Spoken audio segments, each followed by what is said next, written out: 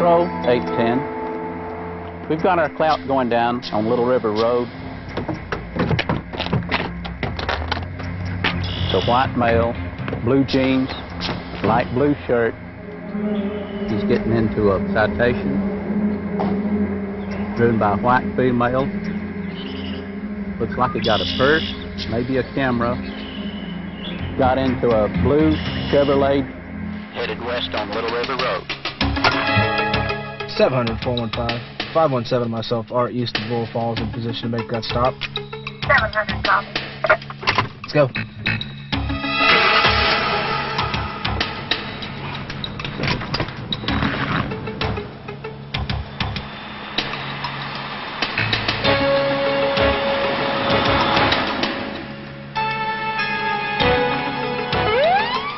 Another bust, another arrest, and 2 more criminals will end up behind bars, all as a result of an effective surveillance operation. We all know that an organized, well-planned surveillance can be vital to the success of any law enforcement effort. Over the years, the information gained through surveillance has resulted in the apprehension, arrest, and conviction of thousands of criminals all over the country. And although each surveillance has a unique strategy and may employ different techniques and procedures, they all revolve around one fundamental principle: to remain unseen, to blend into the environment, to gather information without your subject knowing you're there. Now, in an urban area with its busy thoroughfares, tall buildings, secluded alleyways, and crowded sidewalks, it can be relatively easy to become part of the background. But what if you're out here in the open or in the forest? What do you do to blend into the background out here? And what techniques do you employ to gather the information you need? Those are the fundamentals of rural surveillance, and that's what we're going to be talking about during this program.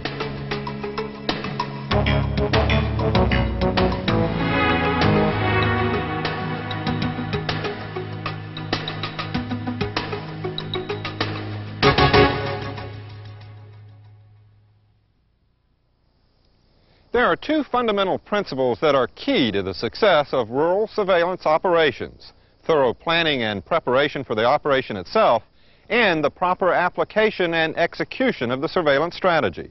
Let's take a closer look at each of these fundamentals. Several factors should be considered, and some basic steps should be followed during the planning stage of any rural surveillance. The first step is to identify the objective of the surveillance. Make sure you know what you're trying to accomplish. You might want to obtain evidence of a crime or probable cause for an arrest or a search warrant. You might want to check on some informants or verify the information they've provided. A surveillance could also be employed to prevent someone from committing an illegal act, or in the case of our car clouters at the beginning of the program, to catch them during the actual commission of the crime. After determining the objective of the surveillance, you should then obtain and develop all the information you can about the subject or subjects of the surveillance. Get their descriptions and find out if any have a criminal record. Learn about their habits, the places they like to spend time. You should also look into the identities of all their known associates and get the descriptions of all the vehicles they use. All these pieces of information will help you later on when you're conducting your surveillance. Finally, try to determine the methods of operation employed by your subjects. What behavior do they illustrate during the commission of the crime? Do they carry any weapons? Is there a common thread to any of the actions they take? This information is crucial to the success of your mission and can be vital to your own survival. Make sure you have this information cold. But preparation for a surveillance goes far beyond learning all you can about your subjects. You should also gain full knowledge of the area where the surveillance is to occur.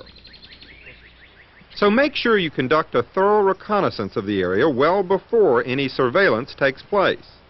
Determine if a vehicle can be used for transportation to and from the surveillance area, or if you will have to travel by foot. Also, during the reconnaissance, you should determine the surveillance strategy best suited for the area. One of the most reliable of these strategies is a stationary surveillance, where you sit and wait in seclusion for the action to come to you. This type of surveillance can be termed a reactionary approach to law enforcement. in that you choose a time and place for your surveillance operation based on the intelligence you've gathered regarding the case. If your intelligence is accurate, chances are your surveillance will be a success. During your reconnaissance, after you've located the spot from which your subjects are operating and you can determine that your surveillance will be stationary, your next step is to locate an area to set up your observation post. The primary consideration is to have a safe vantage point to witness the activity in sufficient enough detail. Don't choose an area so remote that you can't see anything, but be mindful to keep a safe enough distance to avoid detection.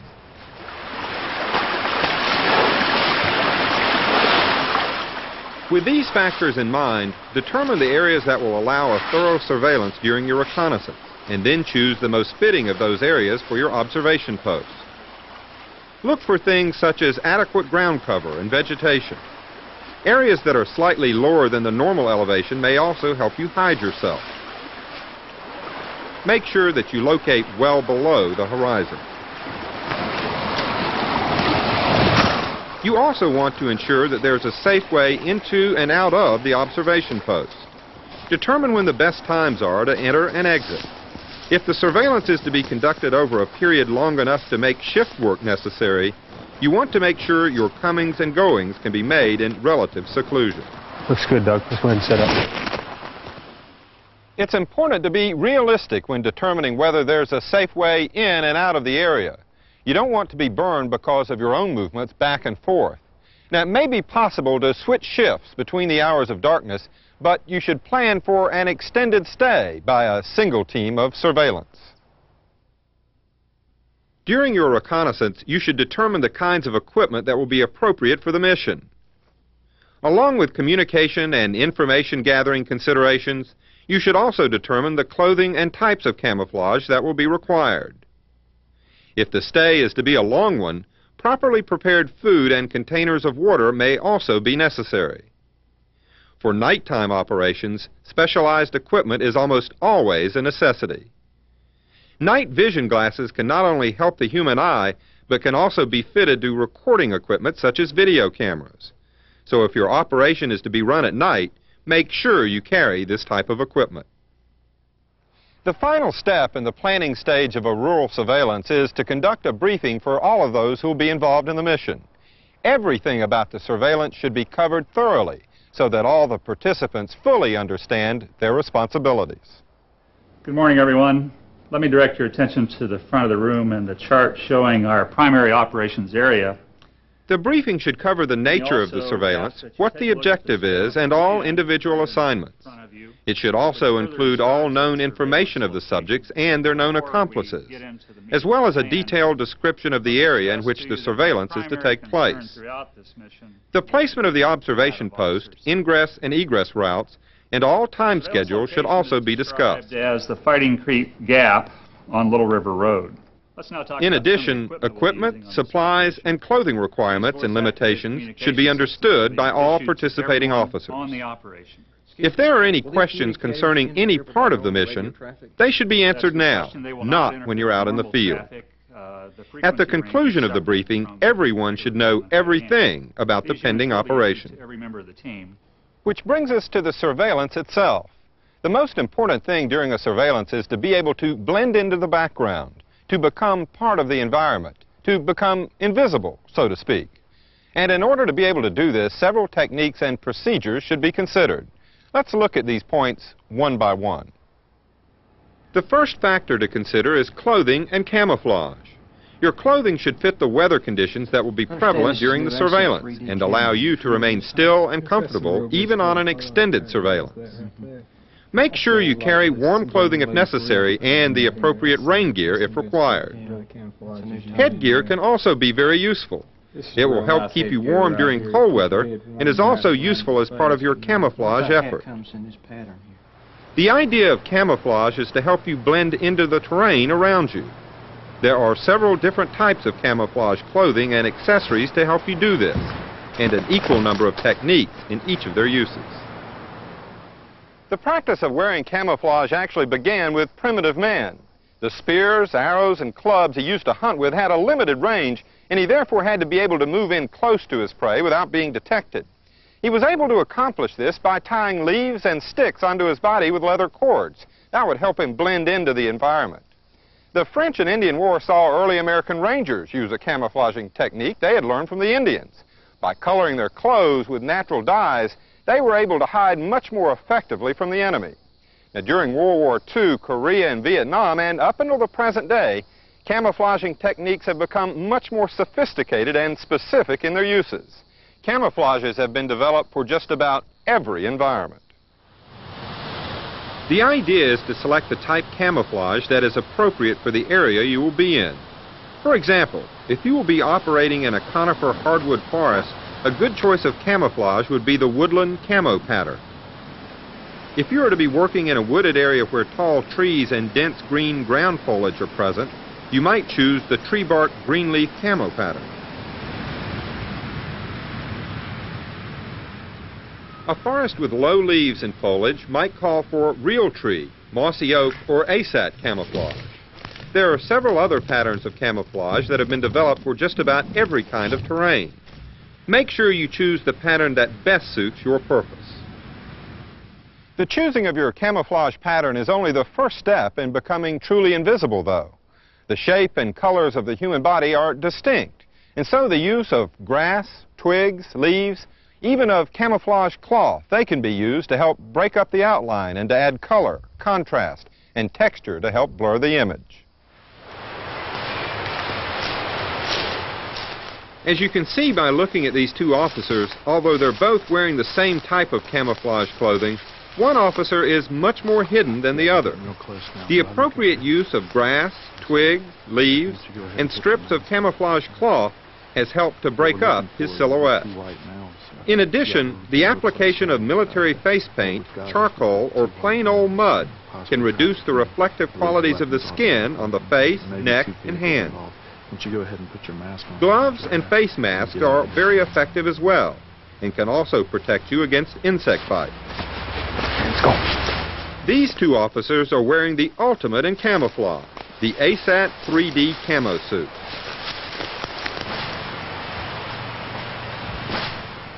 If camouflage clothing is not available, try to match your surroundings with the color of your clothing. Avoid single colors. Nature provides a diverse mix of colors, textures, and contrasts, and you should do the same. Just as before, you should employ various types of leaves, sticks, and twigs to help break up your image. In all cases, you should avoid wearing any clothing or carry any equipment that reflects sunlight, such as this can, for instance. Remember that the only natural thing in a forested area that reflects light is water. So if you reflect light in any way, you'll be setting yourself apart.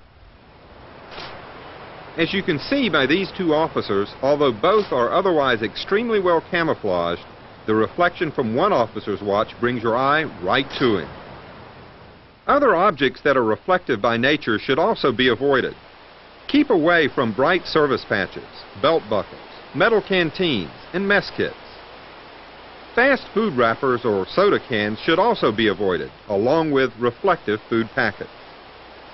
The use of some equipment, however, no matter what problems it causes with your camouflaging effort, is a necessity when it comes to safely gaining the information you need.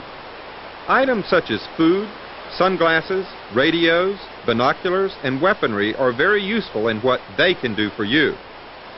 But you should choose the equipment you need with restraint on a case-by-case basis, depending on the requirements of the surveillance.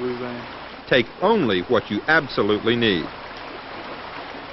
All the equipment and techniques we've discussed so far here today are designed to help you gather the information you need while keeping you hidden from sight.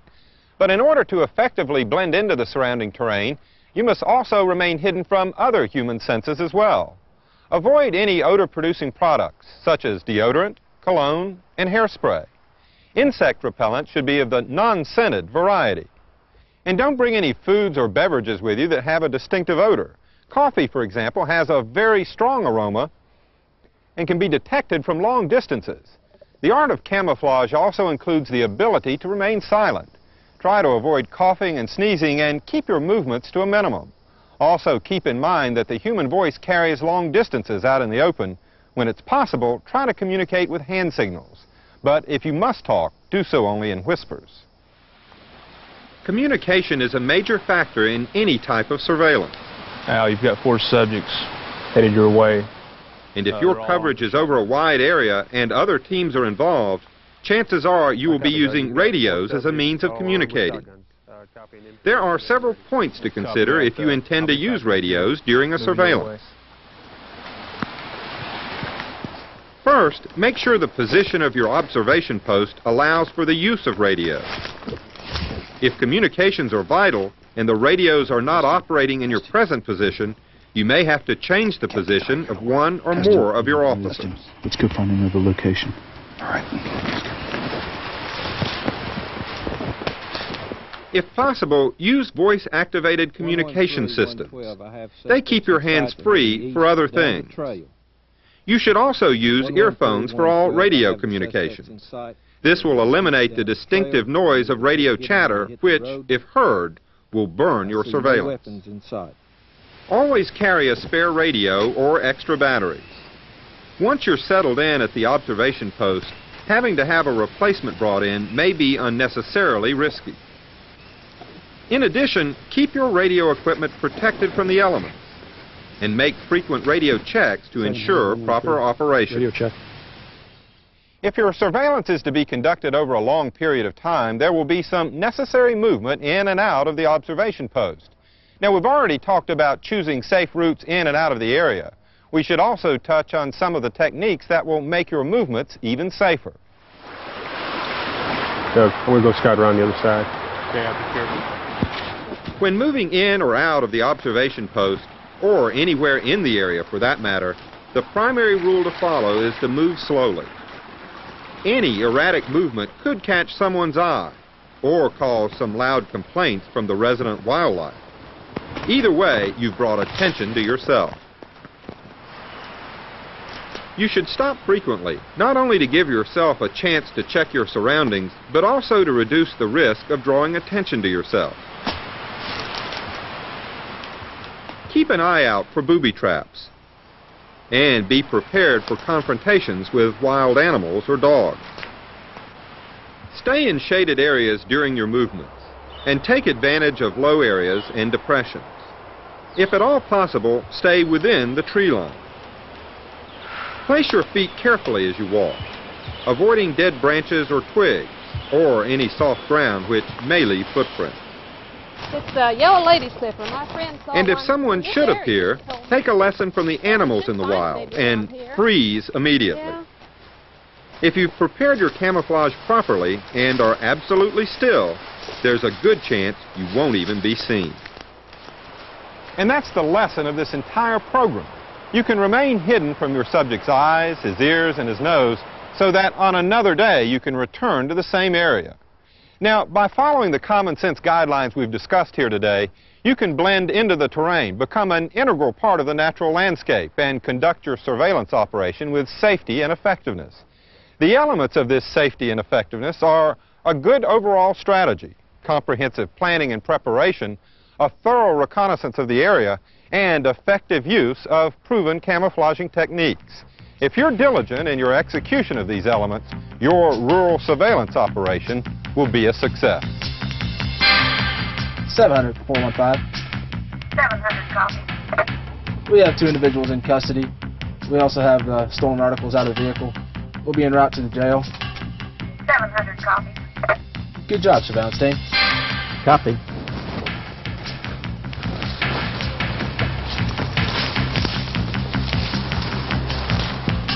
I can't believe it. All right.